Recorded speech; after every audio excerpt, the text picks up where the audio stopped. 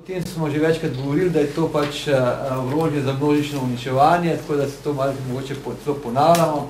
Ampak ne glede na to, če pogledamo zgodovino, kako je to posebej v razdajenkrat, to je krivulja, ki kaže na razviti svet, kako je to potekalo, od spoznanj, dokler se to še je širilo, ko še ni vedelo se javno, kakšna škoda se dela na tobaku, s strani tobaka, no in do spoznanja posebej teh ministrstva za zdravje ameriškega, da je to res škodljivo, do neodvisnih spoznanj in potem je začel uporaba tobaka recimo v ZDA in potem tudi v razvitem svetu upadati. In če vzamemo te epidemije tobaka, določene države, recimo Afrika, Azija, so šele na začetku te epidemije rabe tobaka. Dočim seveda v razvitem svetu se to že obrača navzdol. Tako da tudi seveda tobačna industrija je usmerjena predvsem v ta nerazviti svet, kjer bi želi pridobiti čim več novih kadilcev, novih potrošnikov in Kitajska je fantastično mesto, fantastično področje, kjer se to lahko dobi. Na kakšen način so pravzaprav včasih že, in tudi sedaj počnejo to, da angažirajo, da pridobijo nove kadilce. Recimo, kaj so delali? Celo po šolah so hodili, da so sprašvali učitelje, kdo bi bil primeren kadilec od otrok. Potem so seveda oglaševanje porabijo ogromno denarja. Recimo, po leta 1999 je celo 8,2 milijarde dolarjev šlo v ZDA samo za 5% kadilcev svetovnih. Potem celo risanke, včasih Kremenčkov vsi poznate, sponzor Kremenčkovih je bil Winston in recimo so lepo reklame z gospodom Kremenčkom, ki je tam kadil in tako dalje. Prav, metode, ki so bile usmerjene predvsem na otroke. Otroci so tisti, ki so problematični, ki jih je treba čim prej zasvojiti. Na mladino, kot smo rekli, usmerjeni otroci in mladina, sponzoriranje do različnih dogodkov. Potem različne koncerte, popularne glasbe, idole se izrabljajo v to smer. Potem oglaševanje preko interneta in tako dalje. No, pri nas, to je podatek od naših, večina kadilcev prične kaditi v dobi najstništva, se pravi, ko so najbolj občutljivi. Ti podatki so stari, žal je tako, da je čedalje mlajši pričenjajo s kajenjem, se pravi, da je to čedalje bliže. Ta krivulja oziroma tele grafikoni in seveda predstavljajo tobačna industrija, da je to nekaj pozitivnega, da je tisti, ki je kadilec, zdaj se frajer, da se pravi, da je to znak svobodnega, uspešnega, sodobnega človeka. Vendar dejstvo je, da če nekdo odvisen od neke snovi, ne moramo reči, da je to svoboden človek. Saj mislim, da ne. Nekdo, ki je odvisen, težko rečemo, da je svoboden.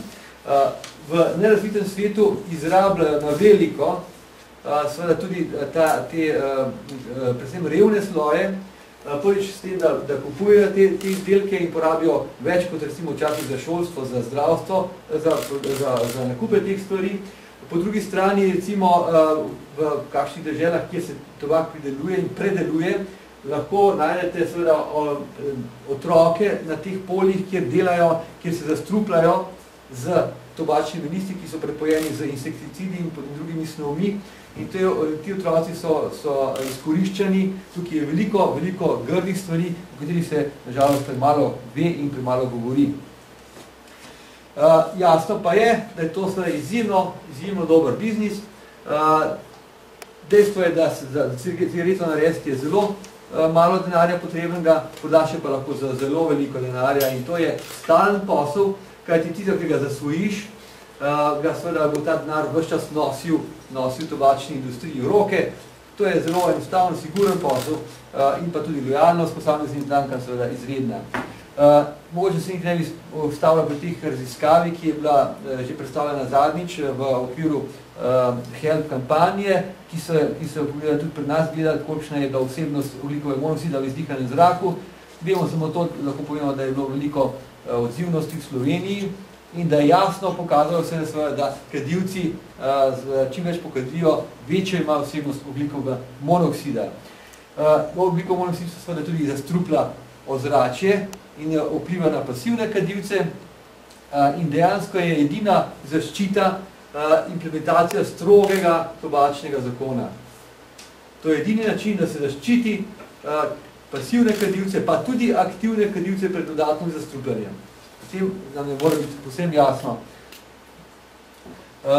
In zato je povsem neodgovorno, če neki politiki tukaj se izkažejo, da prvič ali so medli do takega zakona, ali pa celo nasprotujejo takemu zakonu. Potem takih politikov ni do zdravja njihovih prebivalcev.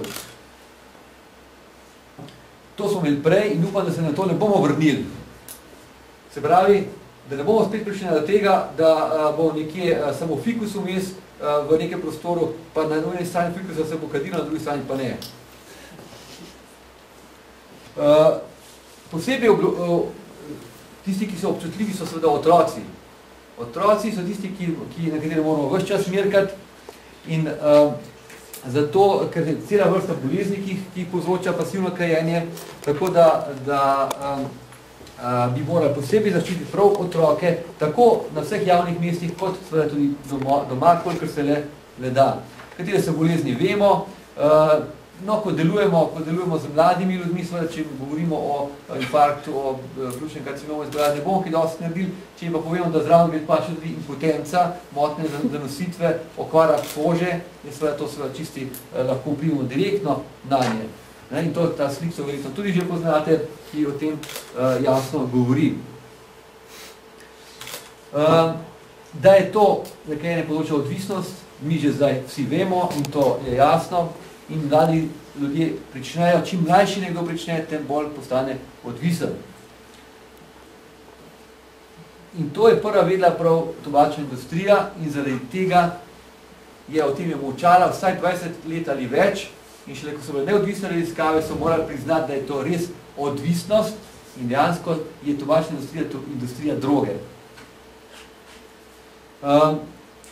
Veliko je vplivov, veliko je tistega, kar privede do tega, da nekdo začne kaditi, se pravi sama droga, potem pa tudi okolje in to okolje, ki smo ga zdaj vzpostavili brez tobačnega dima, je tudi izjemno pomembno pri samem tem ustvarjanju, preprečevanju začetka kajenja in tudi pri temu, da se odločil za prenehanje kajenja. Tobačna industrija je predvsem usmerjena zdaj v mlade in v ženske. Mlada dekleta so idealna zanje za to. In zakaj? Ker prvič se je pokazalo, da ženske težje prenehujejo s kajenjem in drugič zato, ker je poskuša te ženske, te mlade dekleta prikazali kot nekaj, da je to kajenje nekaj in da je nekaj biti fino, če si cigareto v rokah in tako dalje. Kako preprečiti to, ne? Jaz mislim, da najbolj pomembno je, da to naredijo mladi. Jaz sem vesel, da lahko z mladimi sodelujem, izjemno sem jim hvaležen, če me povabijo zraven in predvsem zato, ker ima resnično veliko volje, veliko energije, tako da predvsem mladi morajo svojim vrstnikom o tem govoriti in se z njimi in na njih delovati. In zato je tisto ta glavna stvar, ker mi, ki smo pač že nekoliko starejši, pač nekako tega pristopa nimamo takšnega, oziroma nam težje verjamejo. Problematično so hospitalizirani bolniki, nosečnice mladi in ljudje z nizkimi dohodki. To so tiste glavne populacije, na katere bi morali delovati, se pravi mladina, izjemno pomembna, in pa tisti, ki imajo nižje socialne sloje spolnovanje.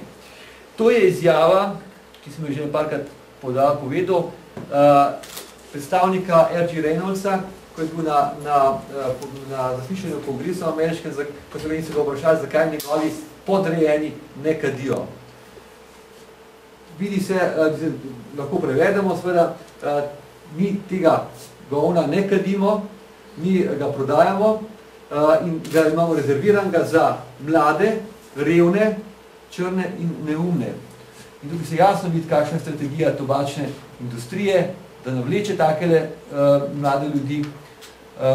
In zato je pomembno, da dejansko na to smer delujemo, kajti tobačna industrija, kot sem že nekajkrat rekel, rabi za vsakega umrlega kadilca vsaj enega novega, da gre biznis dalje. In tukaj je pomembna vloga mladih in sem zelo vesel, da je do tega manifesta prišlo, tako da čestitam vsem sodelavcem in vam želim en lep dan.